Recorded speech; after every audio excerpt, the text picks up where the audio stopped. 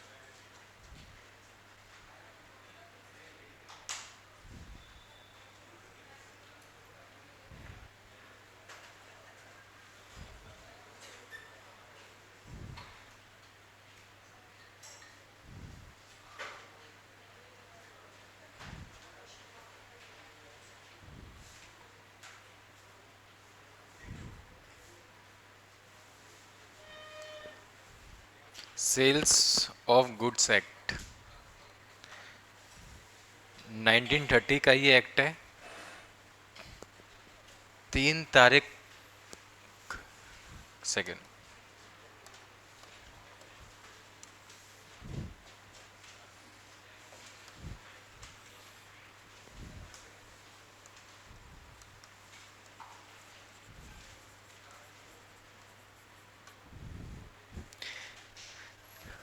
बातें हो गई हो तो स्टार्ट करें।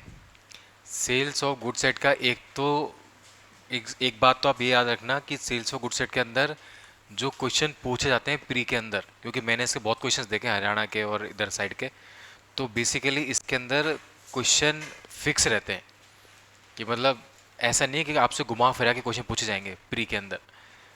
वो चांसेस में है नहीं सेल्स ऑफ गुड सेट के अंदर। तो सेल्स ऑफ गुड सेट के अंदर डायरेक्टली आपसे सीधा सेक्शन के अंदर से ही क्वेश्चन आएगा, घुमा फिरा के क्वेश्चन नहीं आएंगे। तो अगर आपकी बेरेट पे कमांड अच्छी है तो आप मान के चलो आपके सारे सेल्स ऑफ गुड सेट के क्वेश्चंस ऑब्जेक्टिव के अच्छे से हो जाएंगे। दूसरी बात ये कि इसके अंदर कोई बहुत इंपॉर्टेंट केसेस भी नहीं है जो बैक टू बैक पूछे जाते हैं। मेन मेन जो सेक्शंस हैं वैसे तो हम सारे करेंगे, पर मैं आपको बताता जाऊंगा कि ये प्री के लिए इंपॉर्टेंट है, यहाँ से प्री में क्वेश्चन आता है। तो वो आप नोट करते जाना, और जो मैं बोर्ड पे लिख रहा हूँ और जो बोल रहा हूँ वो भी आप लिखते हुए जाना। ये एक मुश्किल से 5-7 दिन में हो जाएगा और बहुत ईजी है। और इसमें अगर कोई क्वेश्चन आ गया तो मान के चलो आपका वो गलत भी नहीं होगा। मतलब एक स्कोरिंग सब्जेक्ट है ये, जहाँ पे आपने अगर ये कर लिया तो आपके क्वेश्चंस गलत नहीं होंगे। तो सबसे पहले तो ये कि ये कौन से नंबर का एक्ट है। तो ये 3 नंबर का एक्ट है। 1930 में जितने भी कानून बने थे उनमें इसका नंबर था 3। फिर ये कौन सी तारीख को बन के तैयार हुआ है? 15 मार्च को ये बन के तैयार हुआ है, पर ये लागू हुआ है 1 जुलाई को 1930। डेट ऑफ इनेक्टमेंट मतलब कभी बन के तैयार हुआ है, और डेट ऑफ इन्फोर्समेंट मतलब कब से ये लागू हुआ है। और लागू इसको किसने किया है? सेंट्रल गवर्नमेंट ने। तो समझ में आ गया आपको कि एक चीज़ तो आपको याद रखनी है कि 3 नंबर का ये एक्ट है, 15 मार्च को ये बन के तैयार हुआ और 1 जुलाई को ये लागू हुआ। आप मुझे ये बताओ कि 1 जुलाई को और कौन सा ऐसा एक्ट है जो लागू हुआ था? कौन सा? Land revenue. लैंड रेवेन्यू में क्या बताया सर ने कब लागू हुआ था? ये भी 1 जुलाई को लागू हुआ था। Land revenue, sales of goods act 1-1 जुलाई। और कौन सा ऐसा एक्ट है जो 1 जुलाई को लागू हुआ? BNSS, BSA, ठीक है, और ये तीनों हो गए। और कौन सा हुआ था? TPA। TPA भी 1 जुलाई को हुआ था। 1 जुलाई को आप पे कम से कम 6 से 7 एक्ट लागू हुए हैं। ये इतनी इंपॉर्टेंट डेट है लॉ के अंदर। तो याद रखना, लिस्ट बना लेना कि 1 जुलाई को कौन कौन से एक्ट लागू हैं। TPA हो गया, अभी आपको सर ने बताया लैंड रेवेन्यू वो हो गया, सेल्स ऑफ गुड्स एक्ट हो गया, बाकी आपके तीनों क्रिमिनल लॉज हो गए, ये सारे 1 जुलाई को हुए। ज़्यादातर आप डेट अगर चेक करोगे तो 3 डेट ऐसी हैं ज़्यादातर जिन पे एक्ट लागू हुए हैं, 1 जनवरी या फिर अप्रैल या फिर जुलाई, ज़्यादातर। बाकी ऐसे और भी हैं जो अलग अलग डेट पे लागू हुए हैं। अब उसके बाद ये इसका preamble, an act to amend and define the law relating to the sales of goods act. इस एक्ट के दो पर्पस हैं। पहला तो ये डिफाइन करेगा और अमेंड करेगा वो लॉ जो कि सेल्स ऑफ गुड्स एक्ट से रिलेटेड है। अमेंड करेगा, संशोधित करेगा, इसका मतलब इससे पहले भी कोई लॉ रहा होगा जिसको ये अमेंड कर रहा है, जिसको ये संशोधित कर रहा है। अब वो लॉ कौन सा था? वो लॉ था Indian contract act. Sales of goods act पहले इंडियन कॉन्ट्रैक्ट एक्ट में था, फिर इसको अलग कर दिया था। और दूसरा काम इसका क्या है? डिफाइन करना। Whereas it is expedient to define and amend the law relating to the sales of goods act, it is hereby enacted as follow. तो प्रेम्बल कुछ खास इंपॉर्टेंट नहीं है, बस ये बता रखा है कि सेल्स ऑफ गुड्स एक्ट से रिलेटेड जो लॉ है उसको हम डिफाइन करेंगे, मतलब बताएंगे, और उसको अमेंड करेंगे, यानी पुराने लॉ को अमेंड करेंगे। फिर चैप्टर 1 प्रीलिमिनरी। चैप्टर 1 में सबसे पहले आपका शॉर्ट टाइटल है। शॉर्ट टाइटल कहता है कि इसका नाम क्या होगा, तो इसका नाम होगा सेल्स ऑफ गुड्स एक्ट 1930। कहाँ लागू होता है? पूरे इंडिया में ये लागू होता है। कब लागू, और कब, कौन सी तारीख को ये लागू हुआ था? 1 जुलाई 1930 को लागू हुआ था। तो सेक्शन 1 में ऐसे कुछ जानने को है नहीं, बस प्री के लिए दो चीज़ें इंपॉर्टेंट हैं। प्री के लिए पहला पूरे इंडिया में लागू हुआ है, दूसरा 1 जुलाई को लागू हुआ है। डेफिनेशन इसकी काफ़ी इंपॉर्टेंट है। अब डेफिनेशन पे आ जाओ। In this act unless there is anything repugnant in the subject और कॉन्टेक्स्ट। पहली डेफिनेशन है आपकी बायर की।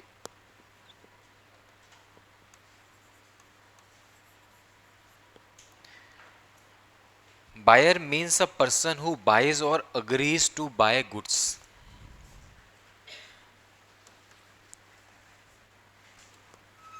बायर के यहाँ पे दो मतलब बता रखे हैं। एक बायर वो हुआ जो क्या करता है? बाय करता है।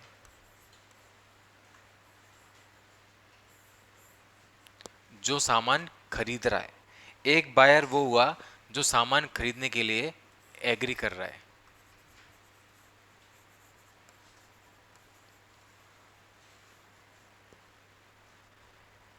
आज आपने दुकान से कोई सामान खरीदा, तो आप कौन हो गए? बायर। भाई खरीदने वाला सामान बायर है, ठीक है, क्रेता है। पर आपने कोई सामान खरीदा नहीं, आपने ये बोला कि मैं खरीदूंगा कल को, तो क्या आप बायर की कैटेगरी में आओगे? आंसर है आओगे। आंसर है आओगे। जैसे फॉर एग्जांपल, मैंने जब मेरी गाड़ी ली थी तो उस टाइम पे मैं जब कंपनी में गया दिसंबर में 2024,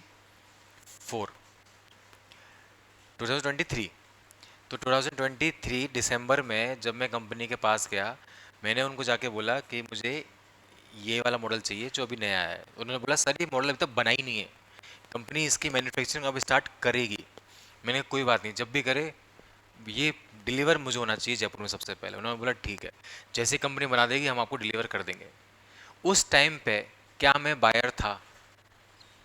क्योंकि मैंने तो खरीदी नहीं गाड़ी, इनफैक्ट गाड़ी तो बनी भी नहीं, मैंने पहले ही सौदा कर लिया उसका।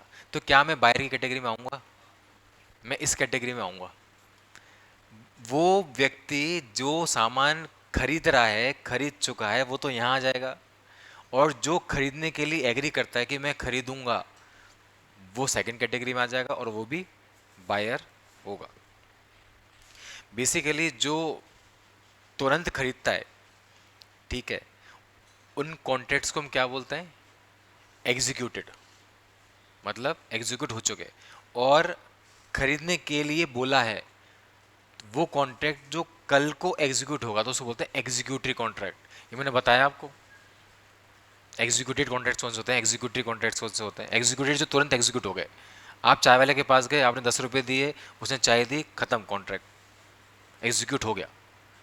पर आपने बोला कि यार मुझे कल चाय बना के देना, तो ये कॉन्ट्रैक्ट कैसा है, एग्जीक्यूटरी, ये कल एग्जीक्यूट होगा। मेरी कार अगले महीने बनेगी, तब आएगी, तब मैं उसे खरीदूंगा। कैसा कॉन्ट्रैक्ट है, एग्जीक्यूटरी, कल को आएगी तब खरीदूंगा। तो कॉन्ट्रैक्ट दो तरीके के होते हैं, एग्जीक्यूटेड, एग्जीक्यूटरी। ये बेसिकली एग्जीक्यूटेड कॉन्ट्रैक्ट है और ये एग्जीक्यूटरी कॉन्ट्रैक्ट है।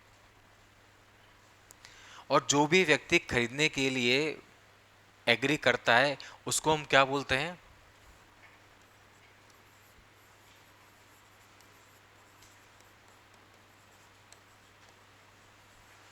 Prospective buyer. वो बायर जो बेसिकली माल आपका एग्री हुआ है खरीदने के लिए फ्यूचर में, कि मैं फ्यूचर में खरीदूंगा। जो भी काम इंसान आज नहीं करता बल्कि कल करेगा, उसको बोलते हैं प्रोस्पेक्टिव। तो ऐसे केस में खरीदने वाले को मैं क्या बोलूँगा, प्रोस्पेक्टिव बायर। तो इसमें एक्चुअल बायर भी आ गया जो अभी माल खरीद रहा है, और उसमें वो बायर भी आ गया जो कल को माल खरीदेगा। प्रोस्पेक्टिव शब्द बहुत ध्यान से सुनना और मेरे इस क्वेश्चन का आंसर देना। जितने भी पुराने क्या, हाँ चलो जिन्होंने, ठीक है, पुराने स्टूडेंट से आंसर देना कि प्रोस्पेक्टिव शब्द मैंने कहाँ पे पढ़ाया था। मजा आ जाएगा अगर आपने इस लाइन का आंसर दे दिया, इसका मतलब उसने बहुत गहराई से सब्जेक्ट पढ़े हैं और समझे। ऑनलाइन है कोई जो बता सकता है कि मैंने प्रोस्पेक्टिव वर्ड कहाँ पे, कौन से लॉ के कौन से सेक्शन में बताया था? है कोई ऑनलाइन? पुराने स्टूडेंट जो पढ़ चुके हैं ऑलमोस्ट सारे सब्जेक्ट्स।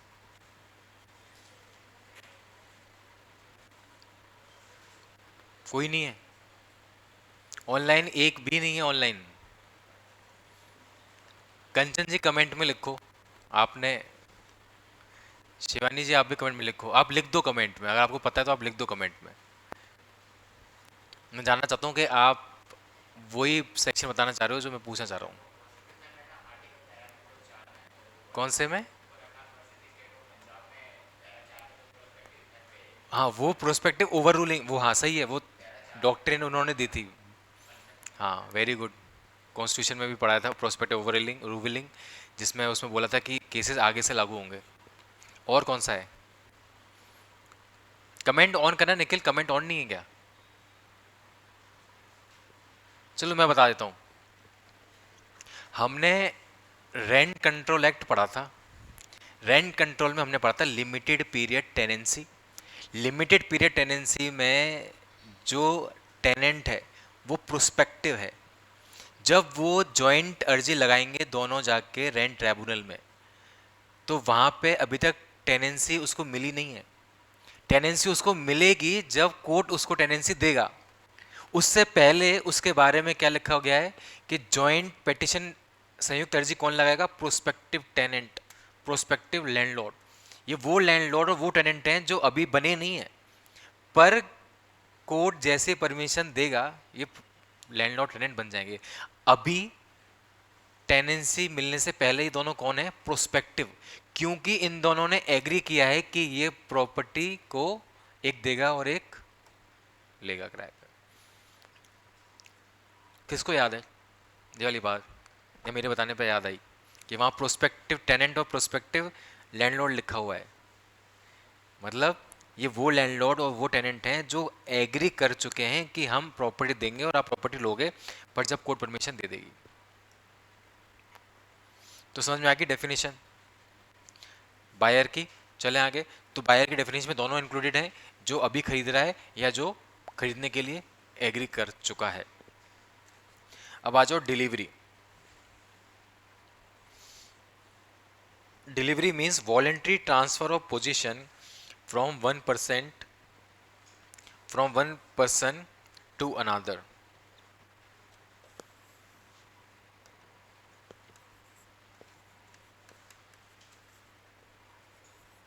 डिलीवरी का मतलब है, पहला मतलब तो ये है कि ये वॉलेंट्री ट्रांसफ़र होगा।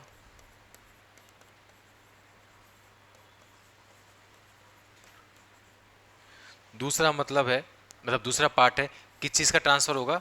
पोजेशन का ट्रांसफ़र होगा।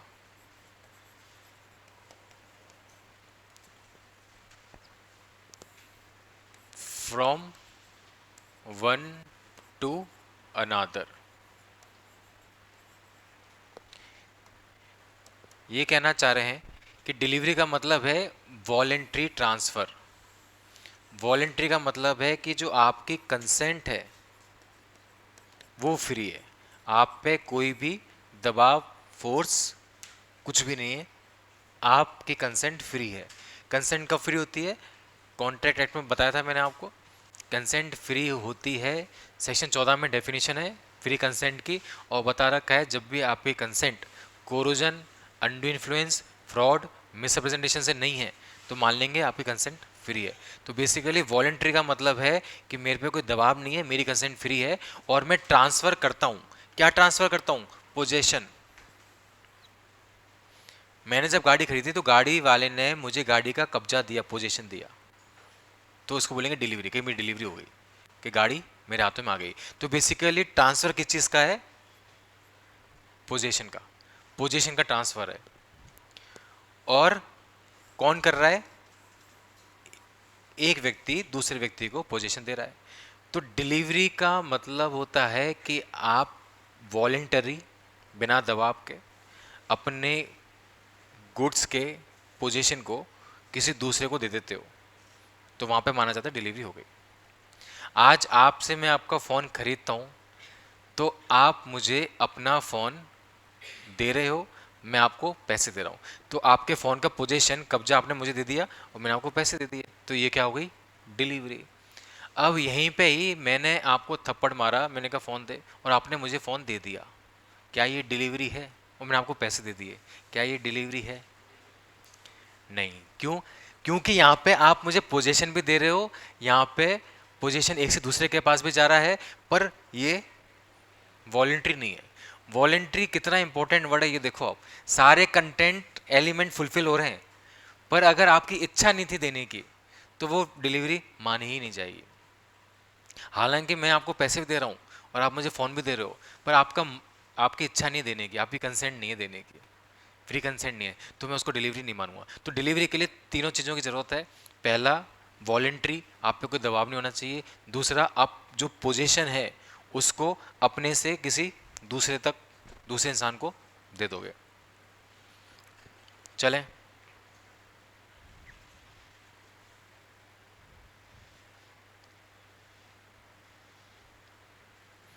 अच्छा, ये भी देख लेना कि पोजीशन तीन तरीके का होता है।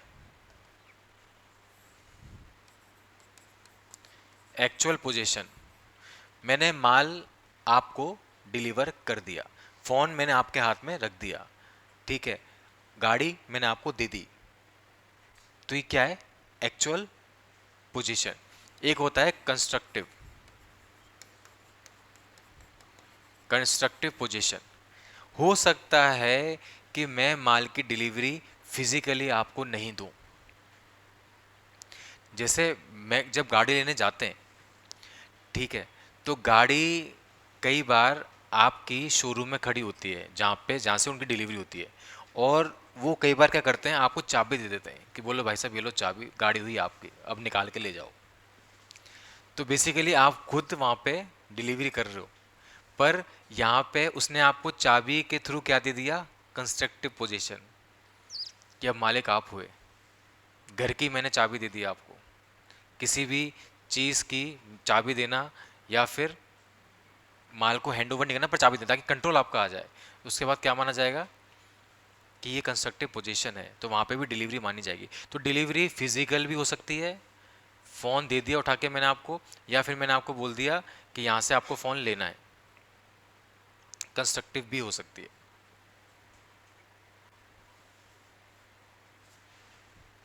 जैसे कई बार आपने देखा होगा कि कई लोगों को आप पैसा दे देते हो और फिर आप वो आपको बोलते हैं कि अच्छा ठीक है, आप वहाँ से माल ले जाओ। ठीक है, चलें आगे। अब आ जाओ 3। Goods are said to be in deliverable state.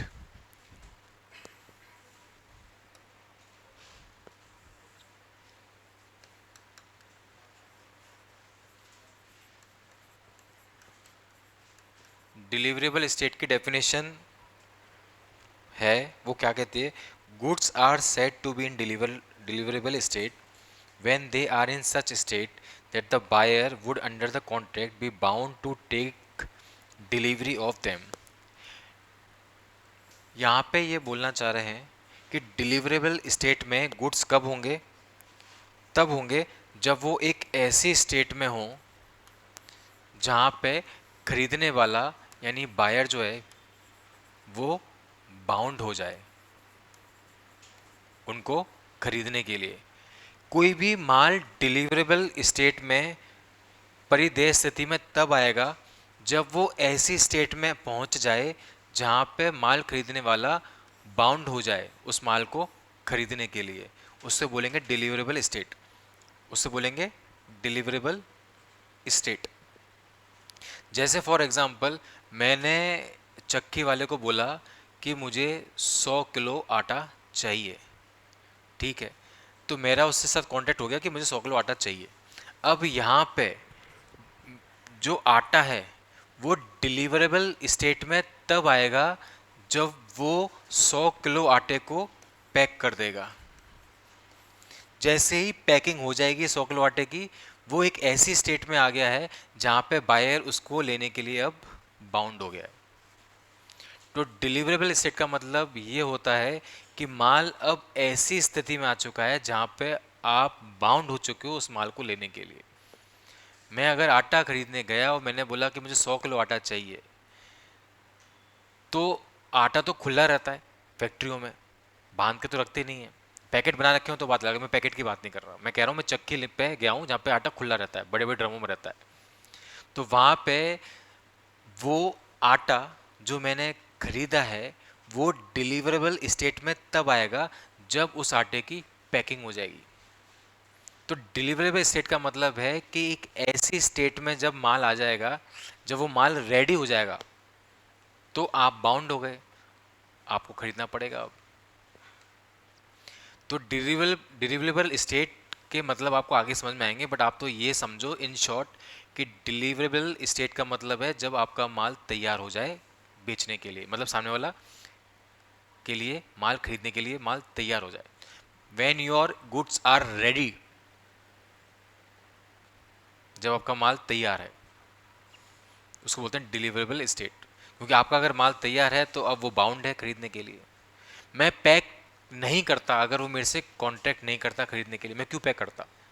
पर अगर मैंने पैक कर दिया तो इसका मतलब ये है कि मेरा माल अब तैयार है, डिलीवरेबल स्टेट में है, अब उस माल को वो खरीदेगा, अब वो बाउंड हो गया। समझ में आ गया डिलीवरेबल स्टेट का मतलब? तो चाहे इसको ऐसे लिखना, जब आपके गुड्स कंप्लीट हो जाएं या गुड्स आपके रेडी हो जाएं, एग्जाम्पल पैकिंग,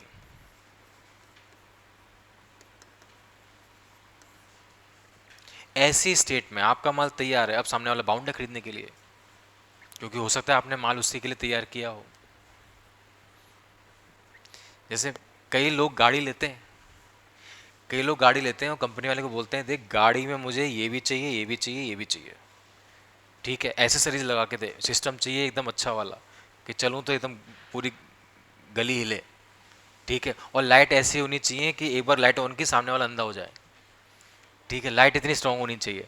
अब सवाल ये है कि आपने जो गाड़ी खरीद ली है, जिसको आप खरीदने जा रहे हो, जिसका आप सौदा कर रहे हो, जो आपको पसंद आ गई है, वो गाड़ी डिलीवरेबल स्टेट में कब आएगी? वो तब आएगी जब वो सारी एसेसरीज उसमें लग जाएंगी। सारी चीज़ें एसेसरीज लग गई, अब वो डिलीवरेबल स्टेट में आ गई, और क्योंकि उसने आपके कहने पे एसेसरीज लगाई हैं, अब इसलिए आप क्या हो, बाउंड हो उस गाड़ी को लेने के लिए, क्योंकि उसने अपना माल तैयार कर दिया, कंप्लीट कर दिया, अब वो ऐसी स्टेट में आ गया कि आप उसे मना नहीं कर सकते। पॉइंट क्लियर है? डिलीवरेबल स्टेट का मतलब समझ में आ गया क्या होता है? डिलीवरेबल स्टेट का मतलब है जब माल आपके हिसाब से तैयार हो जाए और तैयार होते ही आप बाउंड हो गए, अब आपको लेना पड़ेगा। और आपको पता है अगर आपने एसेसरीज लगवा ली तो आप मना नहीं कर सकते अब, क्योंकि हर कोई अपने तरीके से गाड़ी तैयार करवाता है, और अगर उसने गाड़ी आपके कहने के मुताबिक तैयार कराई है तो आपको वो गाड़ी खरीदनी पड़ेगी, अब आप मना नहीं कर सकते। इंपॉर्टेंट डेफिनेशन है ये बायर के। आप ये मान के चलो आपकी डेफिनेशन बी यानी 2 3 2 3 6 7 9 इस प्री में पूछी गई डेफिनेशन है। 2 3 6 7 9 ये ऑलरेडी पूछी जा चुकी हैं एग्जामों के अंदर। तो डिलीवरी और डिलीवरेबल स्टेटमेंट डेफिनेशन दोनों इंपॉर्टेंट हैं। डॉक्यूमेंट ऑफ टाइटल, टाइटल का डॉक्यूमेंट यानी जो माल है उसका जो टाइटल है उसका डॉक्यूमेंट। तो document of title to goods includes, अब देखो यहाँ पे बता नहीं रखा कि माल पर हक की दस्तावेज की परिभाषा बता नहीं रखी, बस ये बता रखा है कि इसमें क्या क्या इंक्लूड होगा। तो क्या क्या इंक्लूड होगा? तो इसमें इंक्लूड होगा बिल ऑफ लेडिंग। अब बिल ऑफ लेडिंग क्या होता है? बेसिकली शिपिंग कंपनीज होती है ना, जहाज़ों कंपनियां, ये इशू करती हैं, तो जानने की ज़रूरत नहीं हमें डिटेल में कि बिल ऑफ लेडिंग क्या होता है। ऐसे डॉक वारंट, ये भी उसी से रिलेटेड है, ये भी जानने की ज़रूरत नहीं है। Warehouse keepers certificate, wharfingers certificate, railway receipt, multi modal transport document, warrant or order for the delivery of goods, and any other document used in the ordinary course of business as the proof of possession or control of goods, or authorizing or purporting to authorize either by endorsement or by delivery the possessor of the document to transfer or receive goods thereby representative। अब basically इन्होंने ये बोला है कि जब भी माल इधर से उधर जाता है तो आपने देखा होगा कि आपके पास रसीद होती है। जैसे रेलवे से आप माल इधर से उधर भेजोगे तो आपको रेलवे वाला रसीद देता है। ऐसे ही इन रसीदों के बारे में बता रखा है कि जहाज होगा तो ये रसीद होगी, रेलवे होगा तो ये रसीद होगी। बेसिकली वो रसीद क्या काम कर रही है? डॉक्यूमेंट ऑफ टाइटल, कि मालिक इसका मैं हूँ। तभी तो वो रसीद दिखा के आपको माल मिल जाता है। बस में माल मंगवा रहे हो, ट्रेन में माल मंगवा रहे हो, तो रसीद दिखाओ, माल मिल जाएगा आपको। तो बेसिकली उसके ऊपर है, कुछ खास इंपॉर्टेंट नहीं है। आ जाओ second, document of title basically ये बताता है कि पोजीशन का हकदार कौन है, पोजीशन का हकदार कौन है। चलो जिन्होंने एविडेंस एक्ट पढ़ लिया वो बताओ कि डॉक्यूमेंट ऑफ टाइटल, किसी भी टाइटल का डॉक्यूमेंट जो होता है वो कौन से सेक्शन में रेलिवेंट होता है। कल को डिस्प्यूट हो गया कि भाई मैं मालिक हूँ, मैं मालिक हूँ, तो ये लो डॉक्यूमेंट ऑफ टाइटल मेरे नाम पर है, झूठ बोल रहा है ये, तो डॉक्यूमेंट ऑफ टाइटल दे सकते हो ना आप, क्योंकि रेलिवेंट है। कौन सेक्शन में रेलिवेंट है बताना मुझे, कल ढूंढ के बताओ आज। चलो आ जाओ, ये कुछ खास नहीं है।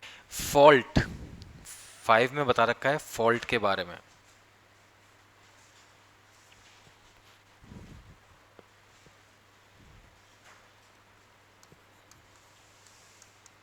फॉल्ट के दो मतलब बताए हैं यहाँ पे। False means wrongful act,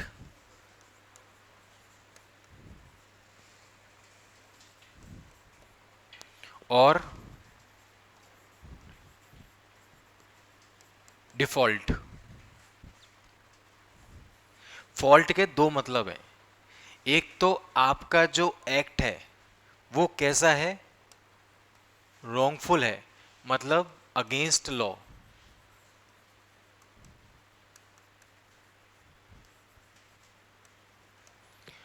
fault का मतलब यहां बता रखा है कि आपने अगर कोई ऐसा कार्य किया जो लॉ के अगेंस्ट है तो हम बोलेंगे आपने फॉल्ट किया।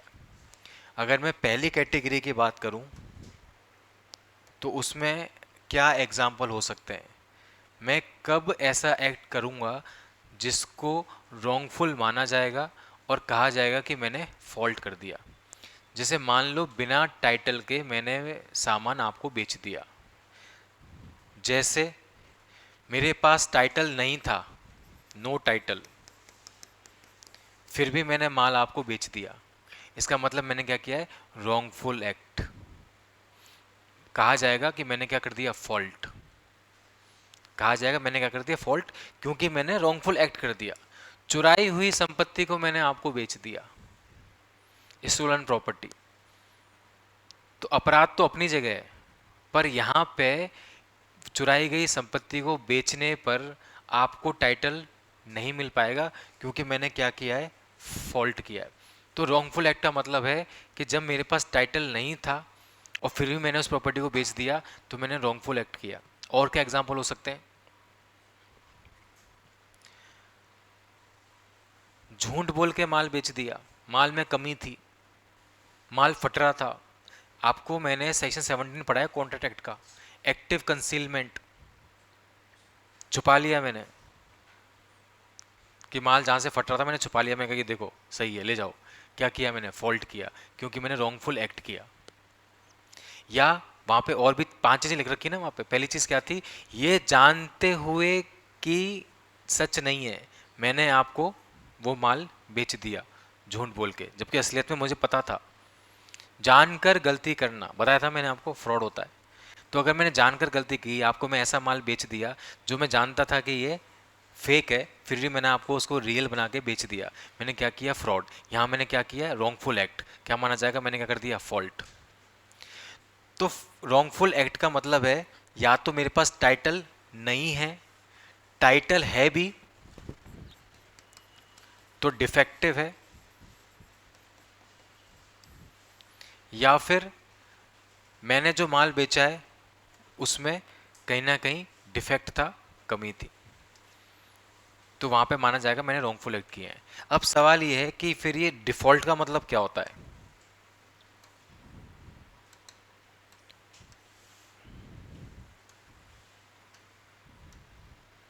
डिफॉल्ट का मतलब क्या होता है? आपने सुना होगा ना मूवी के अंदर कि यार इसने मेरे से पैसे लिए थे पर वापस नहीं किए, डिफॉल्ट कर गया ये। कभी सुना है मूवी में डिफॉल्टर? किसे कहते हैं डिफॉल्टर? जो पैसा लेके भाग गया। विजय माल्या को सुना होगा कई लोगों ने, विजय माल्या को लोग क्या बोलते हैं? डिफॉल्टर है ये। इसका मतलब पैसा लेके भाग गया। तो जो व्यक्ति माल लेने के बाद पेमेंट नहीं करेगा उसे क्या बोलेंगे? उसने क्या कर दिया? डिफॉल्ट। इसका मतलब उसने फॉल्ट कर दिया। तो ये अलग है, ये अलग है। रॉन्गफुल एक्ट मतलब घपलेबाजी कर दी, माल गलत बेच दिया, टाइटल नहीं था तो बेच दिया। डिफॉल्ट का मतलब है पेमेंट करना चाहिए था, नहीं किया, या मान लो लेट पेमेंट किया, टाइम पे पेमेंट नहीं किया, तो भी आपने डिफॉल्ट किया। डिफॉल्ट भी कहते हैं क्या? तुझे 1 महीने में पेमेंट करना चाहिए था, 1 महीने में नहीं किया तूने, तूने डिफॉल्ट कर दिया। अब बाद में तू करेगा भी तो डिफॉल्टर तो हो गया तू। सुना होगा जनरली पेमेंट जो टाइम पे नहीं करता उसे ये तो बोलते हैं डिफॉल्टर। तो बेसिकली यहाँ पे ये मतलब है। अब यहाँ पे उसने क्या किया है? फॉल्ट किया है। तो ये है आपका फॉल्ट की डेफिनेशन कि फॉल्ट में क्या क्या चीज़ें आती हैं।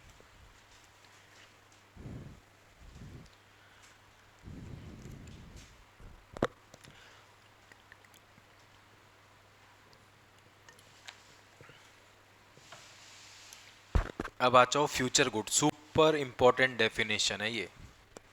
सारी डेफिनेशनों में सबसे ज़्यादा इंपॉर्टेंट डेफिनेशन एक तो ये फ्यूचर गुड्स की है, और उसके बाद नॉर्मल 7 में लिखी हुई है गुड्स की।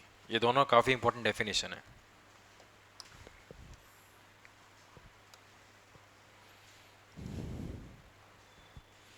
फ्यूचर गुड्स, फ्यूचर गुड्स भावी माल means goods to be manufactured.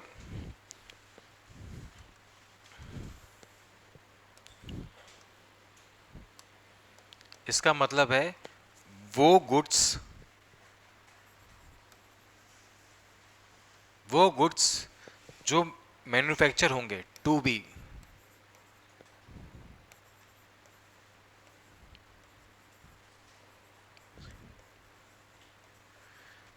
जो मैन्युफैक्चर्ड होंगे। टू बी का मतलब क्या होता है इंग्लिश में? अभी नहीं है पर होगा। टू बी सुना होगा ना आपने, टू बी, अभी हुआ नहीं है, होगा। जैसे जिसकी शादी होने वाली है उसे क्या बोलते हैं? क्या? Bride to be. मतलब अभी शादी हुई नहीं है, दुल्हन बनी नहीं है, बनने वाली है, टू बी। टू बी का मतलब क्या नहीं है? अभी हुआ नहीं है, होगा। तो माल अभी बना नहीं है, बनेगा, टू बी मैन्युफैक्चर्ड। या फिर टू बी प्रोड्यूस्ड।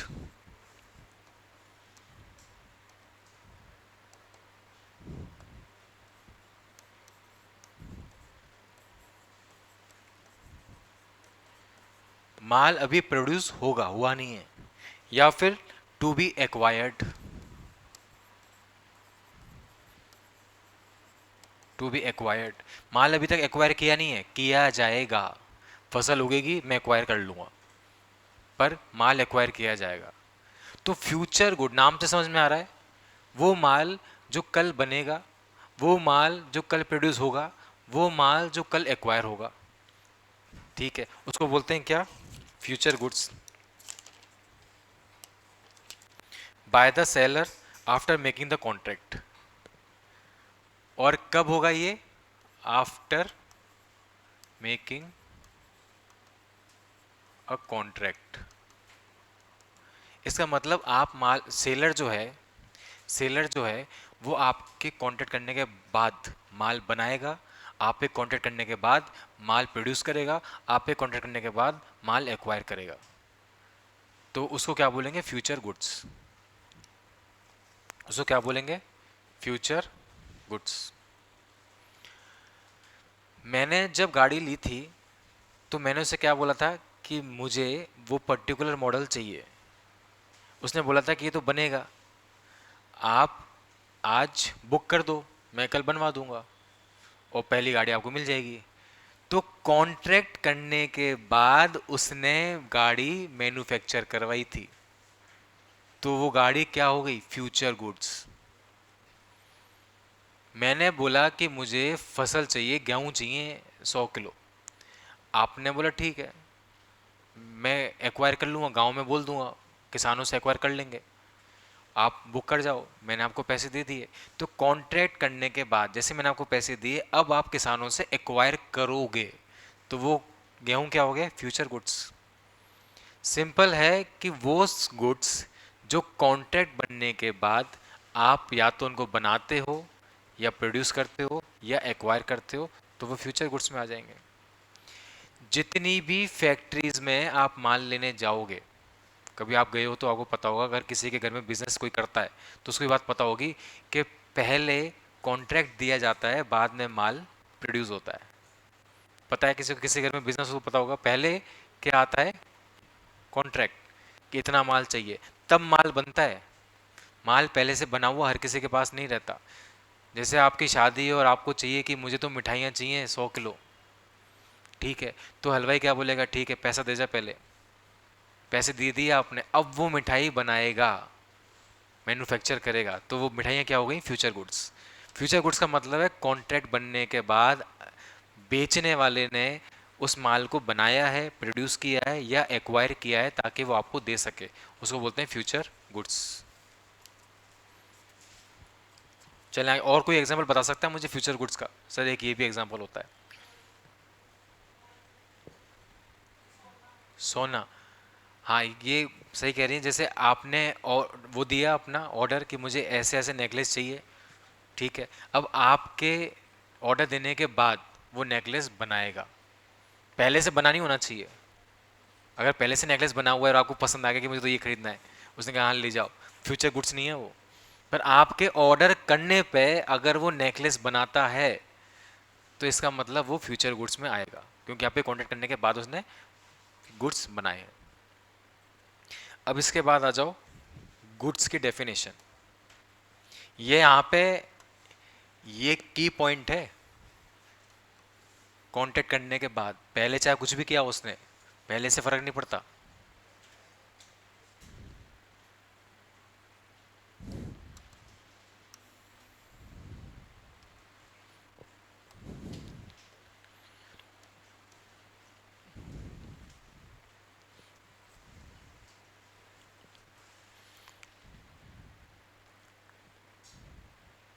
अच्छा एक बात और बताओ, एक आपसे एग्जांपल पूछता हूँ।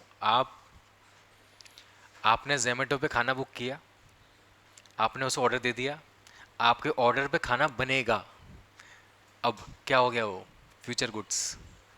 आपके ऑर्डर पे खाना बनेगा, सेलर वैसे नहीं बनाता, पर क्योंकि आपने ऑर्डर दिया, आपने कॉन्टेक्ट किया, तब वो बनाएगा। तो वो फ्यूचर गुड्स का एग्जांपल है। अब आ जाओ नॉर्मल गुड्स की डेफिनेशन पे।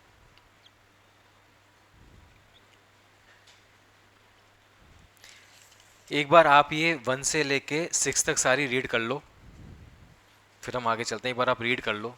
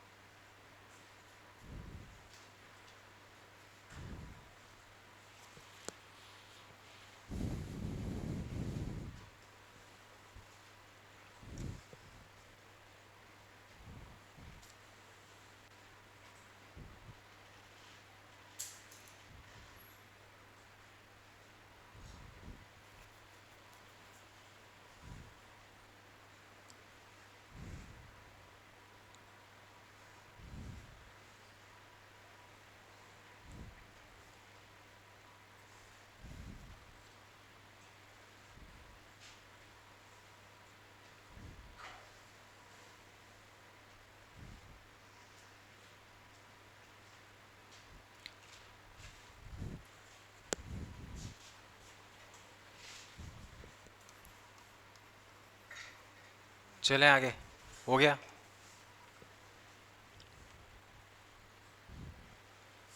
अब पढ़ेंगे हम नेक्स्ट गुड्स की डेफिनेशन, बड़ी इंपॉर्टेंट डेफिनेशन है। Means every kind of movable property. Goods क्या है? पहली चीज मूवेबल प्रॉपर्टी है।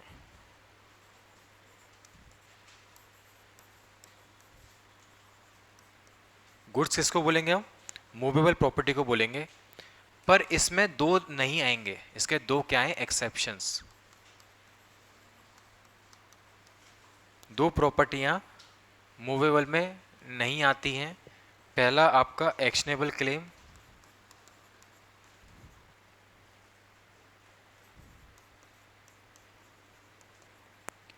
एंड आपका मनी। दो चीजें आपकी मूवेबल प्रॉपर्टी में नहीं आती। इन्होंने बोला है गुड्स का मतलब है मूवेबल प्रॉपर्टी, चल संपत्ति, ठीक है। पर इसमें दो अपवाद हैं। पहला एक्शनेबल क्लेम, दूसरा मनी। ये दोनों मूवेबल प्रॉपर्टी में नहीं आएंगे, मतलब ये गुड्स की डेफिनेशन में नहीं आएंगे। पैसा यानी 500 का नोट, 1000 का नोट, ये गुड्स में नहीं आएगा, जबकि मूवेबल है, पर फिर भी ये गुड्स की कैटेगरी में नहीं आएगा। ऐसे ही एक्सटर्नल क्लेम गुड्स की कैटेगरी में नहीं आएगा। कई बार एग्जाम में क्वेश्चन आते हैं प्री के, यहाँ पे भी प्री का क्वेश्चन आता है, यहाँ से भी प्री का क्वेश्चन आता है कि क्या एक्शनेबल क्लेम को या क्या पैसों को गुड्स माना गया है मनी को? आंसर है नहीं, मनी को गुड्स नहीं मानते। क्यों नहीं मानते गुड्स मनी को? कोई मुझे कारण बता सकता है कि सर इसने गुड्स की डेफिनेशन में से मनी को बाहर क्यों निकाला है?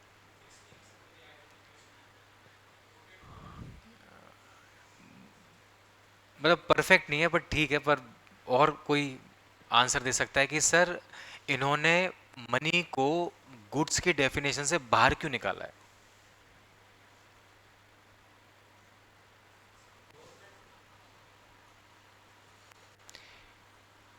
क्योंकि जब भी आप माल खरीदते हो, आप क्या देते हो? पैसा। इसको बोलते हैं सेल्स। अगर आपने एक माल की जगह दूसरा माल दिया, उसको बोल देंगे एक्सचेंज। फिर वो सेल कहाँ हुई? एक्सचेंज हो गया। आज मैंने आपको मेरा फ़ोन दिया और बदले में आपका फ़ोन ले लिया, क्योंकि दोनों गुड्स हैं, तो उसको बोलेंगे एक्सचेंज। मैंने आपको मेरा लैपटॉप दिया और आपने मुझे अपना लैपटॉप दे दिया, उसको बोलेंगे एक्सचेंज। मैंने आपको गेहूं दिया, आपने चावल दे दिए, क्या बोलेंगे? एक्सचेंज। सेल तभी मानी जाती है जब एक पार्टी सामान देती है, दूसरी पार्टी पैसा देती है। पैसा होगा तो ही सेल है। अगर पैसा नहीं है, माल है, तो सेल नहीं है। तो अगर मैं पैसे को माल बोल दूं, तो एक माल के बदले दूसरा माल देना, ये तो एक्सचेंज हो गया। अगर आज पैसा को मैं गुड्स बोल दूं, तो फिर सेल तो हो ही नहीं पाएगी ना। फिर यहाँ से भी माल है, यहाँ से भी माल है, यहाँ से भी गुड्स आ गए, यहाँ से भी गुड्स आ गए। मैंने गाड़ी खरीदी, गुड्स है। मैंने जो पैसा दिया वो गुड्स है नहीं, पर मैं मानता हूँ अगर वो गुड्स है, तो इसका मतलब वहाँ पे सेल थोड़ी हुई है, वहाँ तो एक्सचेंज हुआ है। एक सामान के बदले में दूसरा सामान दे दिया। समझ में आया ये पॉइंट, कि क्यों इन्होंने पैसा जो है वो गुड्स के दायरे से बाहर रखा है? क्योंकि सेल के लिए पैसा ज़रूरी है। और अगर पैसे को आपने गुड्स बना दिए, तो यहाँ से भी गुड्स, यहाँ से भी गुड्स, क्या हो गया? एक्सचेंज। एक्सचेंज ये तो होता है। दोनों तरफ क्या है? सामान है। दोनों तरफ क्या है? मूवेबल प्रॉपर्टी है। मैंने आपको घड़ी दी, मैंने आपकी घड़ी ले ली, क्या है? एक्सचेंज। तो इसलिए इन्होंने गुड्स की डेफिनेशन में से पैसे को बाहर रखा है। और ये क्वेश्चन एग्जाम में प्री में तो कई बार पूछा जाता है कि क्या मूवेबल प्रॉपर्टी मानते हैं पैसे को, गुड्स को? आंसर है नहीं। गुड्स की डेफिनेशन में आपके पैसा नहीं आता है। दूसरी चीज़ है एक्शनेबल क्लेम। एक्शनेबल क्लेम भी आपका गुड्स में नहीं आता। अब इसके पीछे कोई बहुत सारे लॉजिक तो नहीं है, बट एक लॉजिक ये है कि एक्शनेबल क्लेम एक ऐसा क्लेम है जिस पे आप एक्शन ले सकते हो। जैसे मेरे घर का किराया मुझे अगर नहीं दिया, तो वो एक ऐसा क्लेम है जो मैं किराएदार के अगेंस्ट ला सकता हूँ और उससे रेंट ले सकता हूँ। तो actionable claim enforceable by law होते हैं। इन्फोर्सेबल बाय लॉ का मतलब है कि वो क्लेम जहाँ पे आप कोर्ट में जाके एक्शन ले सकते हो। तो इनका कुछ हद तक मतलब ये है कि जिस क्लेम पर आप एक्शन ले सकते हो कोर्ट में जाके, तो आप एक्शन ही ले लो, उसको आप गुड्स के दायरे में मत रखो। इसलिए उन्होंने उसको अलग रखा है। एक्शनेबल क्लेम पढ़ा था हमने टीपीए के अंदर। एक्सट्रीम क्लेम का मतलब है एक ऐसा क्लेम जिस पे एक्शन लिया जा सके। अगर मुस्लिम लॉ में मेहर की राशि अदा नहीं करता है शौहर, तो उसकी बेगम उस पे केस कर सकती है और मेहर की राशि उससे ले सकती है, क्योंकि वो एक्शनेबल क्लेम है। वो क्लेम जिस पे एक्शन लिया जा सके, मतलब पैसा लिया जा सके, तो उसको भी गुड्स के दायरे से बाहर रखा है।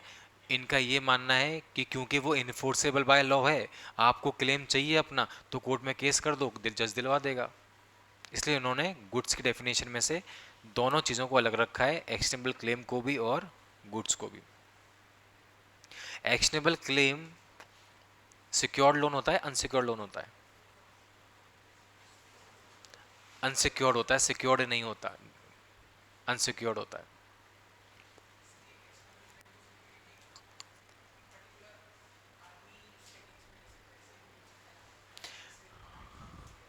हाँ,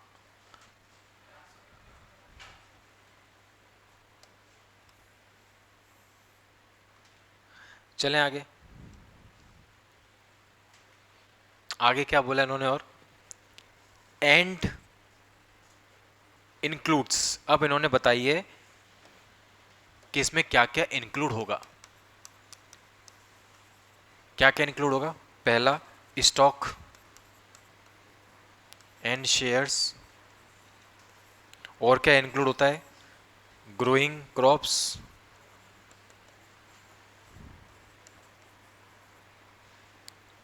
उगती फसलें,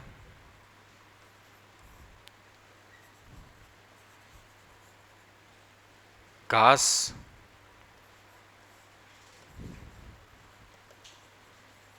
थिंग्स अटैच्ड टू,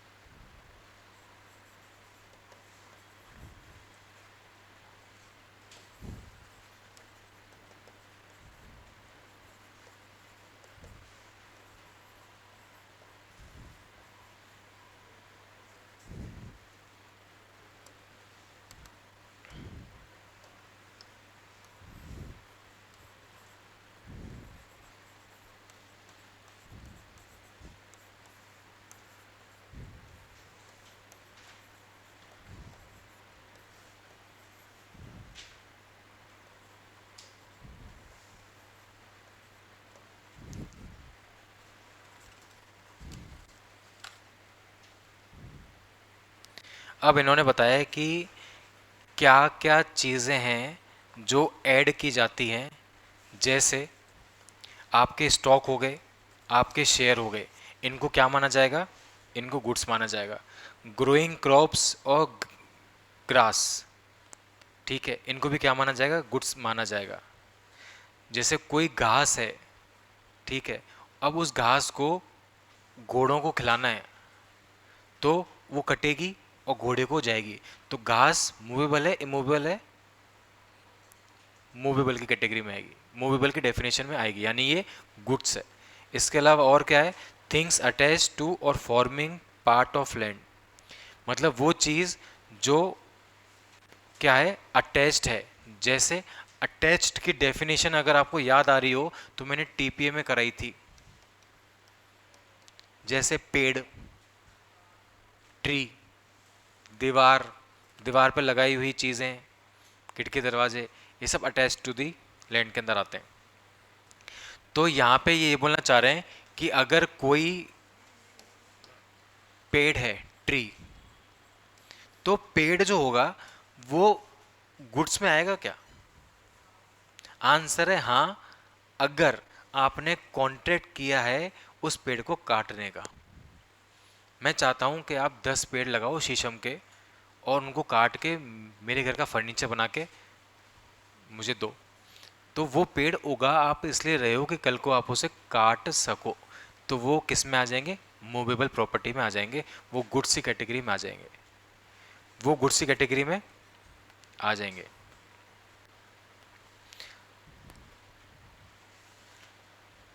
समझ में आ गया?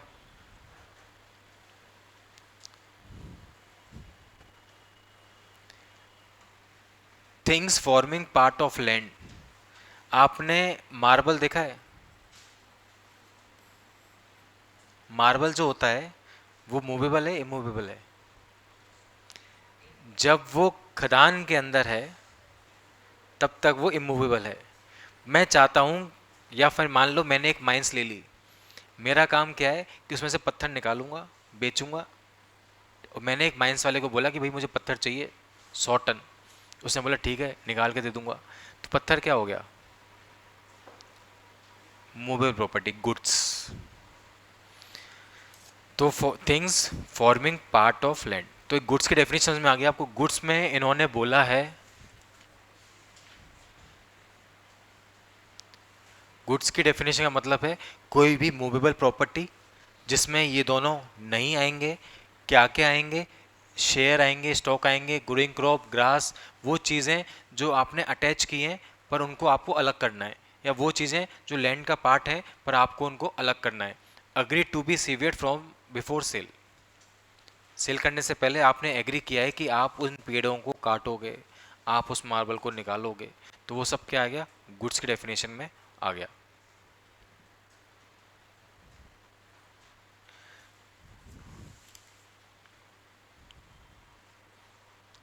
चलें, समझ में आ गया गुड्स की डेफिनेशन। अब आ जाओ इंसॉल्वेंट के डेफिनेशन पर।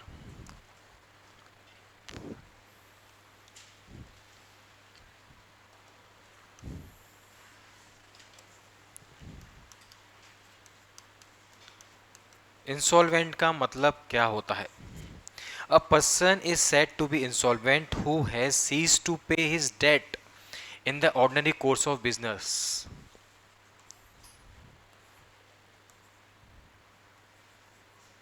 Cease to pay his debts. Insolvent हम उसको बोलते हैं जो अपना उधार नहीं चुका पाता है। सुबह बताया मैंने टीपीए में कि इंसॉल्वेंट उसको बोलते हैं जो अपना उधार नहीं चुका पाता है, जिसके पास पैसे नहीं है अपना उधार चुकाने को, उसको क्या बोलते हैं? इंसॉल्वेंट। और can not pay his debt as they become due, और can not pay his debts जो ड्यू हो गए हैं, whether he has committed an act of insolvency or not.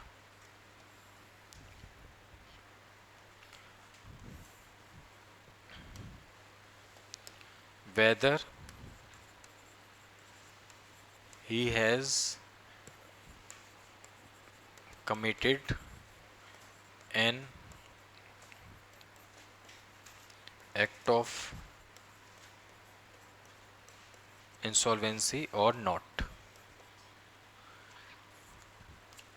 अब इन्होंने बोला है कि इंसॉल्वेंट का मतलब है जो व्यक्ति अपने क्रेडिटर को पेमेंट नहीं कर पा रहा है क्योंकि उसके पास पैसा ख़त्म हो गया है, वो पेमेंट नहीं कर पा रहा है, या फिर उसकी ऐसी इनेबिलिटी हो गई है, फाइनेंशियल कैपेसिटीज़ हैं कि वो अपनी लाइबिलिटी को पूरा नहीं कर पा रहा है, तो ऐसी स्थिति में उसको बोलेंगे कि वो क्या है? इंसॉल्वेंट। भले ही उसने एक्ट ऑफ इंसॉल्वेंसी किया हो या नहीं किया हो, फर्क नहीं पड़ता। अब देखो, एक्ट ऑफ इंसॉल्वेंसी का मतलब है कि आपका एक एक्ट है, इंसॉल्वेंसी एंड बैंक्रप्सी कोड 2016, उसके अंदर कुछ एक्ट बता रखे हैं कि अगर किसी इंसान ने ये एक्ट किए तो हम उसको इंसॉल्वेंट घोषित कर देंगे। तो उस व्यक्ति ने वो सारे एक्ट किए हैं नहीं किए हैं फर्क नहीं पड़ता। अगर कोई इंसान नॉर्मली अपनी उधारी नहीं चुका पा रहा है तो हम तो उसको इंसॉल्वेंट मान लेंगे, चाहे भले कोर्ट ने डिक्लेयर किया हो या नहीं किया हो, फर्क नहीं पड़ता। कोई अपने उधार नहीं चुका पा रहा है तो हम उसको इंसॉल्वेंट मान लेंगे। ये सिंपल डेफिनेशन इंसॉल्वेंट की। सुबह मैंने आपको क्या बताया था इंसॉल्वेंट के डेफिनेशन के अंदर, मतलब जो प्रोविज़न था, मॉर्निंग में मैंने आपको बताया था कि अगर एक व्यक्ति दूसरे व्यक्ति को अपनी प्रॉपर्टी लीज पर देता है और कहता है कि कल को तू अगर इंसॉल्वेंट हो जाए तो मैं वापस ले लूँगा, तो क्या वो ले सकता है? आंसर है हाँ, लीज का नाम लिया है मैंने, चेक कर रहा था मैं कितना याद है। लीज का नाम लिया है मैंने। नॉर्मली अगर मैं आपको कोई प्रॉपर्टी सेल करता हूँ या गिफ्ट करता हूँ और अगर मैंने ये कंडीशन लगा दी कि कल को आप अगर इंसॉल्वेंट हो गए तो मेरी प्रॉपर्टी जो मैंने आपको गिफ्ट की है ये वापस मैं ले लूँगा, तो ऐसी स्थिति में क्या ये ट्रांसफ़र वैलिड है? अरे ट्रांसफ़र वैलिड है, कंडीशन वॉइड है। ट्रांसफ़र तो जाएगा पर कंडीशन वॉइड है। इंसॉल्वेंट होने पर भी मेरी प्रॉपर्टी मुझे वापस नहीं मिलेगी। कौन सा सेक्शन था? 12 पढ़ा तो था। 12 12 ये दो बातें तो बोलता है कि आज मैंने मेरी प्रॉपर्टी अगर आपको दी और इस शर्त पे दी कि कल को आप इंसॉल्वेंट हुए तो मैं मेरी प्रॉपर्टी वापस ले लूँगा, तो 12 कहता है नहीं, ये कंडीशन वॉइड है, आप अपनी प्रॉपर्टी को एक बार देने के बाद उससे वापस नहीं ले पाओगे, भले ही वो इंसॉल्वेंट क्यों ना हो गया। दूसरी चीज़ इसमें ये बोली है कि ये मामला लीज पे नहीं लगेगा। लीज एक अपवाद है जहाँ पे आप ऐसी शर्त लगा सकते हो कि आप प्रॉपर्टी लीज पे देने के बाद अगर इंसान इंसॉल्वेंट हो जाए तो उससे अपनी प्रॉपर्टी वापस ले सकते हो। तो सिंपल यहाँ पे आपको बस इतना ध्यान रखना है कि इंसॉल्वेंट का मतलब है वो व्यक्ति जो अपना उधार नहीं चुका पाया। चलें आगे।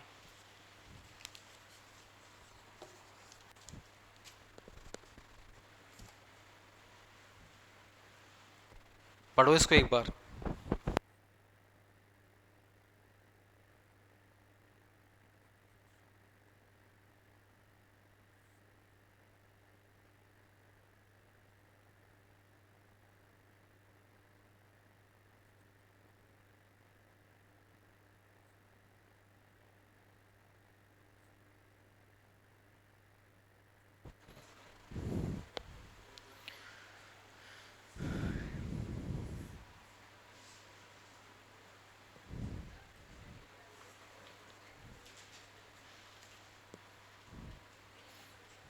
पढ़ लिया।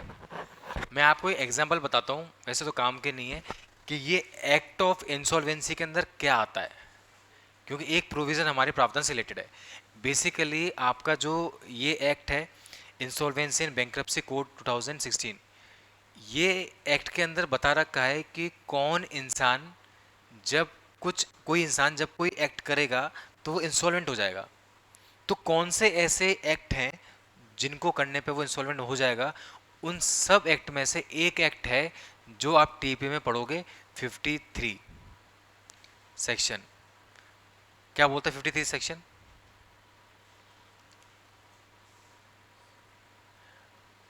टीपी जिन्होंने पढ़ लिया हो,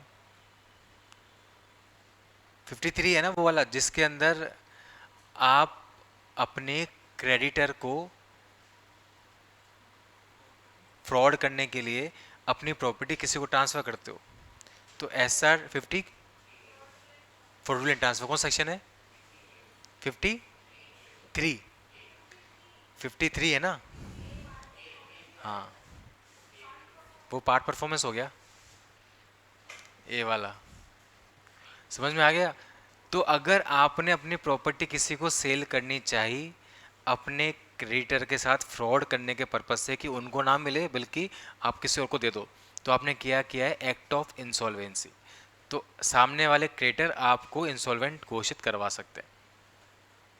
ठीक है, नहीं भी समझ में आया तो कोई बात नहीं, इतना काम करनी है ये। आपने बस इतना ध्यान रखना है कि इंस्टॉलमेंट का मतलब है वो व्यक्ति जो अपना उधार नहीं चुका पा रहा है, जिसके पास पैसे नहीं है, या जिसको कोर्ट ने घोषित कर दिया कि वो इंसॉल्वेंट है। अब आ जाओ मर्केटाइल एजेंट। एजेंट कौन होता है? तो ये एजेंट कौन होता है ये आप सब लोगों को पता होगा कि प्रिंसिपल अपना काम खुद नहीं कर सकता है, तो प्रिंसिपल अपने काम खुद किसी से करवाता है। आज कोई भी बड़ा बिजनेसमैन ना तो अपने लिए प्रॉपर्टी खरीदता है ना अपने लिए प्रॉपर्टी बेचता है, वो सारे काम उसका कौन करता है? एजेंट। तो मर्केटाइल एजेंट वो आदमी है जो प्रिंसिपल के ब्याह पे उसके लिए माल खरीदेगा, माल को बेचेगा, माल को रखेगा, वो सारा काम करता है कौन? एजेंट।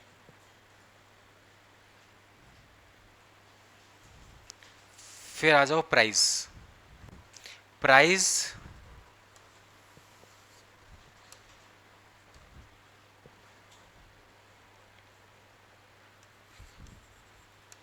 प्राइस का मतलब है,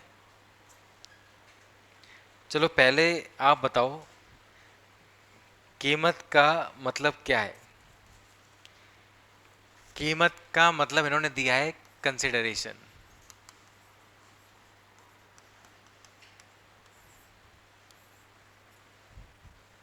इन्होंने लिखा है प्राइस मीन्स द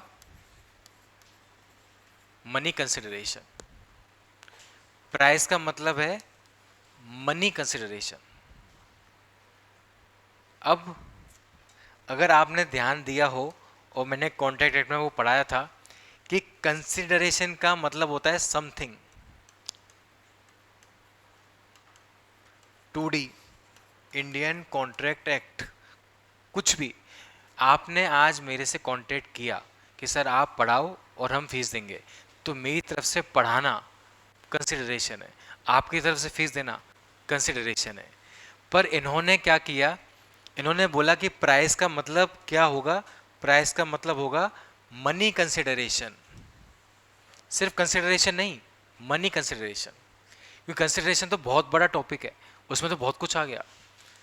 तो इन्होंने बोला है कि कंसिडरेशन भी कौन सा? Money consideration. जैसे मान लो मैं आपको पढ़ा रहा हूँ, आप फीस दे रहे हो, तो ये क्या है? Money consideration. पहले के टाइम पे हो सकता था, अगर हम 500 साल पहले की बात करते तो मैं आपको बोलता कि मैं पढ़ाऊंगा और आप मुझे 100 किलो गेहूं दोगे, तो गेहूं देना भी कंसिडरेशन है। अगर आपने कॉन्ट्रैक्ट पढ़ा है तो गेहूं देना भी कंसिडरेशन है, पर वो मनी कंसिडरेशन नहीं है, तो मैं उसको प्राइस नहीं बोल पाऊंगा। प्राइस में तभी बोल पाऊंगा जब पैसा दोगे आप। कंसिडरेशन कौन सा वाला होगा? पैसे वाला होगा। जब भी कंसिडरेशन तो कुछ भी हो सकता है।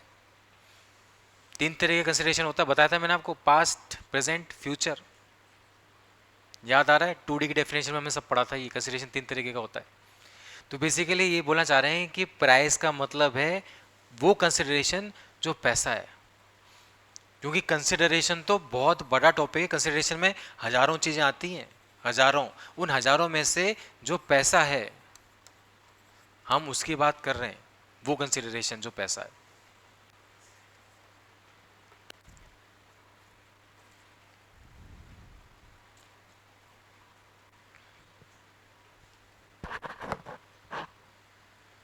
चलें आगे, समझ में आ गया?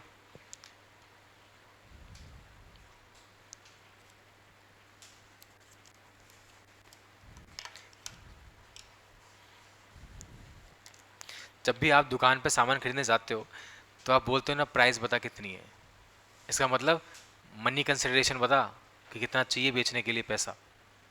मनी कंसिडरेशन बता, आपका मतलब क्या हुआ फिर? Money consideration. अब आप दुकान पे जाके ये भी बोल सकते हो, अगर उसने भी लॉ पढ़ा है तो, कि मनी कंसिडरेशन क्या है इसका। समझ जाएगा वो कि प्राइस की बात हो रही है।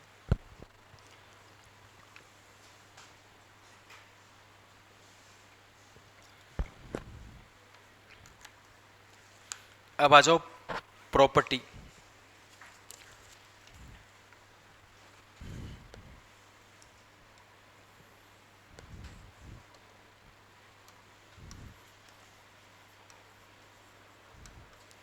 प्रॉपर्टी के दो मतलब बता रखे हैं यहाँ पे। प्रॉपर्टी का मतलब है जनरल प्रॉपर्टी, ना कि स्पेशल प्रॉपर्टी।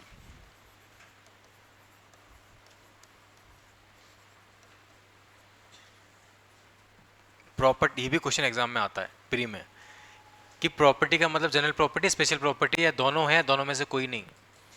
तो प्रॉपर्टी का मतलब है जनरल प्रॉपर्टी, ना कि स्पेशल प्रॉपर्टी। अब सवाल ये है कि सर ये जनरल प्रॉपर्टी क्या होता है, स्पेशल प्रॉपर्टी क्या होता है? जनरल प्रॉपर्टी का मतलब है जिसके अंदर आपके सारे अधिकार हैं, यहाँ पे आपका फुल इंटरेस्ट है, फुल राइट है, फुल ओनरशिप है।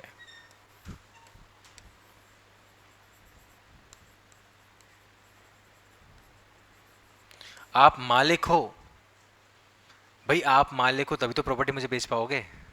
जब आप ही मालिक नहीं हो, प्रॉपर्टी कैसे बेच दोगे मुझे?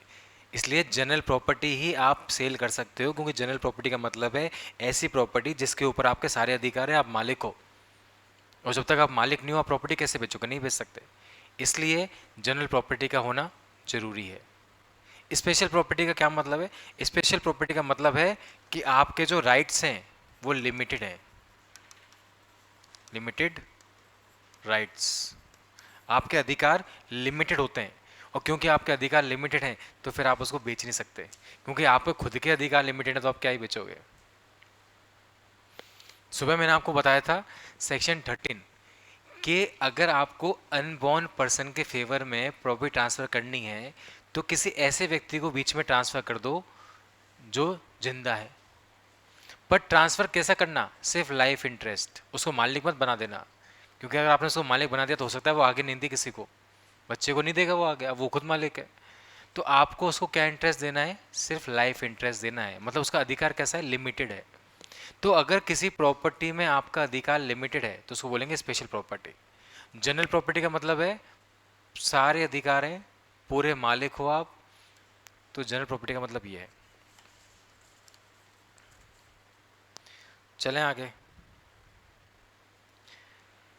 फिर है क्वालिटी ऑफ गुड्स। तो क्वालिटी ऑफ गुड्स का मतलब है इंक्लूड्स देयर स्टेट और कंडीशन। गुड्स की कंडीशन कैसी है? आप सब्जी खरीदने जाते हो, सब्जी सड़ रही होती है तो आप क्या कहते हो? कंडीशन खराब है, मतलब क्वालिटी खराब है। मतलब ऐसी स्टेट में सामान है जहाँ पे उसकी कंडीशन खराब है तो क्या बोलेंगे? कि क्वालिटी खराब है। तो सिंपल है, बेसिक चीज़ है। सेलर, सेलर मतलब वो व्यक्ति जो बेच रहा है या जिसने बेचने के लिए एग्री किया है, वो सेलर है। जो बेच रहा है या बेचने के लिए जिसने एग्री किया है, मतलब प्रोस्पेक्टिव सेलर भी इसके अंदर आएगा, आएगा। जैसी बायर की डेफिनेशन थी ना, जो बेच रहा है, सॉरी, जो खरीद रहा है या जिसने खरीदने के लिए एग्री किया है वो बायर है। ऐसे सेलर जो बेच रहा है या जिसने बेचने के लिए एग्री किया है वो सेलर है। Specified specific goods means goods identified and agreed upon at the time of contract of sale is made।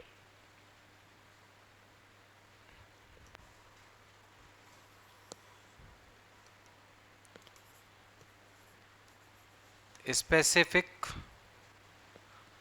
Goods, specific goods का मतलब है वो गुड्स जिनको आइडेंटिफाइड किया गया है।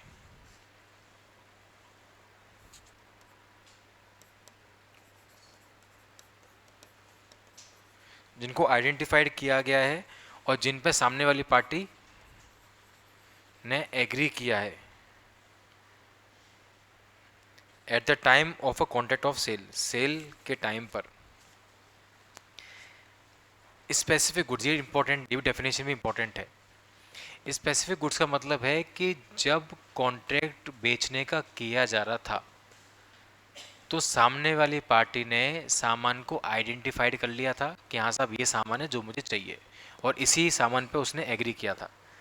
जैसे आप जब कुछ सामान खरीदने जाते हो तो सबसे पहले तो आप आइडेंटिफाई करते हो कि मुझे ये दिखा, आइडेंटिफाई हो गया, अब वो सामने आपके आ गया, अब फिर आप बोलते हो ठीक है इसको मैं खरीदूंगा।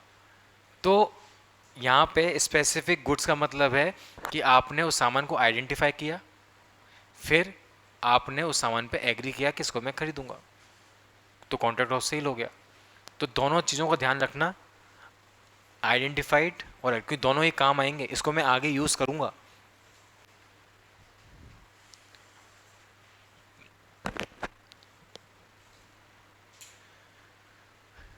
अब मेरे को एक आंसर देना, आप एक दुकान वाले के पास गए, आपने उसको बोला कि मुझे चावल चाहिए 10 किलो, उसने बोला ठीक है। अब यहाँ पे, और आपने कुछ ये नहीं बोला कि कौन से वाले, तो क्या यहाँ पे ये स्पेसिफिक गुड्स के अंदर आएगा? नहीं, नहीं आएगा स्पेसिफिक गुड्स के अंदर। स्पेसिफिक गुड्स के अंदर गुड्स तब आएंगे जब आप बोलोगे कि मुझे वो वाले चावल दे जो बासमती हैं 2 साल पुराने, जो तूने उस कट्टे में रख रखे हैं। इसका मतलब अब वो क्या हो गए? Specific goods. और आप तब आपने एग्री किया कि इसको मैं खरीदूंगा।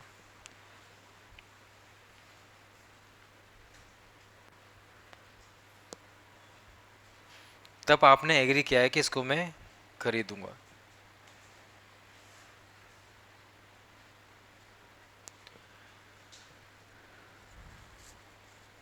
इन्होंने ये क्यों लिखा है स्पेसिफिक गुड्स, क्यों बताया है कि स्पेसिफिक गुड्स वो गुड्स होते हैं जिनको पहले पार्टी आइडेंटिफाई करती है, फिर उनके बाद उन पे एग्री करती है उनको खरीदने और बेचने के लिए।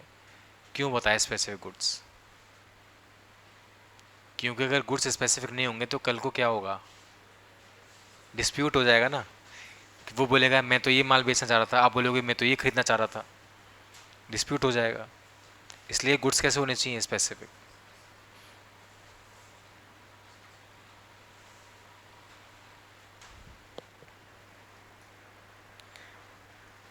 चलें आगे।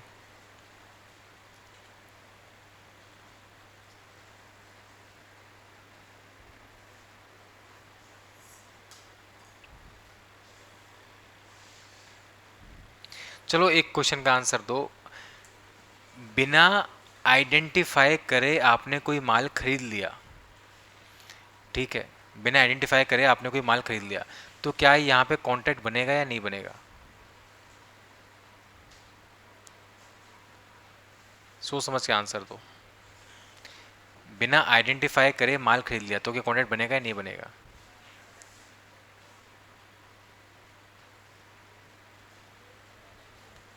इसका आंसर ना तो हाँ है ना है। इसका आंसर है कि अगर वो सामान कॉन्ट्रैक्ट बनने के बाद आइडेंटिफाई किया जा सकता है तो कॉन्ट्रैक्ट वैलिड है। वो सामान अगर अनसर्टेन है, आइडेंटिफाई नहीं किया जा सकता, तो एग्रीमेंट वॉइड है, कॉन्ट्रैक्ट बनेगा ही नहीं। अनसर्टेन है, कौन सा वाला तेल चाहिए यही नहीं पता, तो एग्रीमेंट वॉइड है। पर अगर सर्टेन किया जा सकता था, किया जा सकता है अब, तो वो कॉन्ट्रैक्ट वैलिड है। 15 कहता है कि अगर हमने कोई शब्द यहाँ यूज़ किए हैं जिनको डिफाइन नहीं किया गया, उनका मतलब कहाँ से लेना है? इंडियन कॉन्ट्रैक्ट एक्ट से लेना है। तो याद रखना, सेल्स ऑफ गुड्स एक्ट में अगर कोई वर्ड यूज़ किया है बट डिफाइन नहीं किया, तो उसका मतलब कहाँ से लेना है? इंडियन कॉन्ट्रैक्ट एक्ट से लेना है। तो डेफिनेशन समझ में आ गई आपको सारी? पहली डेफिनेशन बायर की, वो व्यक्ति जो खरीदता है या खरीदने का करार करता है, एग्रीमेंट करता है। डिलीवरी डेफिनेशन, डिलीवरी डेफिनेशन मतलब है जब आप अपनी इच्छा से बिना दबाव के अपनी प्रॉपर्टी का पोजेशन, कब्जा किसी और को देते हो तो बोलते हैं डिलीवरी दे दी। डिलीवरेबल स्टेट का मतलब है जब भी सामान तैयार हो जाए खरीदने वाले के हिसाब से, जब भी सामान खरीदने वाले के हिसाब से तैयार हो जाए तो वो बाउंड हो जाएगा और माना जाएगा कि सामान डिलीवरेबल स्टेट में है। आपने कभी नोटिस किया हो, जब भी आप कोई सामान बनवाते हो या तैयार करवाते हो तो बेचने वाला आपको कॉल करके कहता है कि आपका माल तैयार है ना, ले जाओ। हुआ है किसी के साथ? वो जब ये बोलता है कि आपका माल तैयार है, इसका मतलब your goods are in deliverable states, अब लेके जाओ उसे, उसको बोलते हैं डिलीवरेबल स्टेट्स स्टेट। फिर है डॉक्यूमेंट ऑफ टाइटल। उसके बाद हमने पढ़ा फॉल्ट। फॉल्ट में दो चीज़ें पढ़ी हमने, रॉन्गफुल एक्ट, बिना टाइटल के बेच दिया, या फिर डिफेक्टिव माल बेच दिया, या फिर आपने फॉल्ट किया, पेमेंट नहीं किया या लेट पेमेंट किया तो आपने फॉल्ट किया। फ्यूचर गुड्स मतलब, फ्यूचर गुड्स का मतलब है कि कॉन्ट्रैक्ट करने के बाद आप वो माल बनाओगे, प्रोड्यूस करोगे या एक्वायर करोगे तो उसको बोलेंगे फ्यूचर गुड्स। उसके बाद गुड्स की डेफिनेशन पढ़ी। गुड्स की डेफिनेशन का मतलब है मूवेबल प्रॉपर्टी जितनी भी होती हैं वो गुड्स में आती हैं, सिवाय दो के, एक्सचेंजेबल क्लेम और पैसा। और इन्होंने लिस्ट दे रखी है कि कुछ सामान ऐसे भी हैं जो मूवेबल सॉरी गुड्स में आएंगे, शेयर हो गए, स्टॉक्स हो गए, ग्रोइंग क्रॉप्स, ग्रास, ये सब चीज़ें हो गई। फिर हमने पढ़ा इंस्टॉलमेंट कौन होगा। इंस्टॉलमेंट वो होगा जो अपने उधार नहीं चुका सकता है। मर्केंटाइल एजेंट कौन होगा, जो प्रिंसिपल के बिहाव पे माल खरीदता है, बेचता है, पैसा उठाता है, वो सब कौन होता है, एजेंट होता है। फिर हमने पढ़ा प्राइस। प्राइस का क्या मतलब होता है, प्राइस का मतलब होता है वो कंसिडरेशन जो पैसा है, वो कंसिडरेशन जो पैसा है जो माल खरीदने के लिए दिया जाता है, उसको बोलते हैं प्राइस। फिर हमने देखा प्रॉपर्टी कैसी होती है, जनरल प्रॉपर्टी होती है जिस पे आपके सारे अधिकार होते हैं, ना कि स्पेशल प्रॉपर्टी होती है जिस पे आपके अधिकार सीमित होते हैं। फिर हमने देखा क्वालिटी ऑफ गुड्स का मतलब है कि माल की कंडीशन कैसी है, स्टेट कैसी है, उसको बोलेंगे क्वालिटी ऑफ गुड्स। फिर हमने पढ़ा सेलर कौन होता है, जो बेचता है या बेचने का करार करता है, एग्रीमेंट करता है। फिर हमने पढ़ा 14 में स्पेसिफिक गुड कौन से होते हैं। स्पेसिफिक गुड्स वो होते हैं जिनको आइडेंटिफाई कर लिया है और आइडेंटिफाई करने के बाद उस पर एग्री किया है कि मुझे तो यही खरीदने हैं, उसको बोलते हैं स्पेसिफिक गुड्स। और फिर हमने 15 में पढ़ा था कि जो शब्द यहाँ पे यूज़ किया है बट डिफाइन नहीं किया, उसको आपको कहाँ से समझना होगा, इंडियन कॉन्ट्रैक्ट एक्ट से समझना होगा। ये आपकी डेफिनेशन हो गई। सेक्शन 3 कहता है, सेक्शन 3 कहता है कि सेल्स ऑफ गुड्स एक्ट के ऊपर कॉन्ट्रैक्ट एक्ट के प्रावधान लागू होंगे। सेल्स ऑफ गुड्स एक्ट के ऊपर कॉन्ट्रैक्ट एक्ट के प्रावधान लागू होंगे। आज मैं अगर आपको कोई चीज़ बेच रहा हूँ तो मैं आपसे कॉन्ट्रैक्ट करूँगा ना, उस कॉन्ट्रैक्ट के प्रिंसिपल्स कहाँ लिखे हुए हैं, कॉन्ट्रैक्ट एक्ट में, कि ऑफर होगा, एक्सेप्टेंस होगी, कंसिडरेशन होगा। तो मामला तो सारा वहीं पे ही है। इसलिए जब भी बेचने का कॉन्ट्रैक्ट किया जाएगा तो कॉन्ट्रैक्ट एक्ट के सारे प्रावधान लगेंगे, कॉन्ट्रैक्ट के सारे प्रावधान लगेंगे।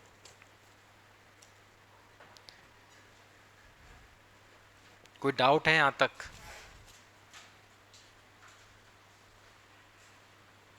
5:30 तक ही है ना क्लास, तो सेक्शन 4 से कल करेंगे फिर हम।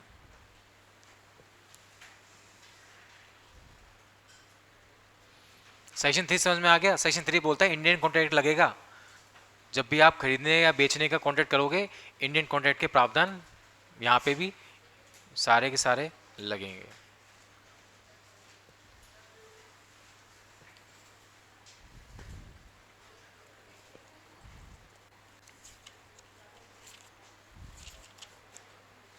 सिक्सटी 4 के अराउंड सेक्शंस हैं इसमें आपके, वैसे 66 सेक्शंस हैं। कल आप 4 से लेके एटलीस्ट 12 तक पढ़ के आना, 7-8 सेक्शन।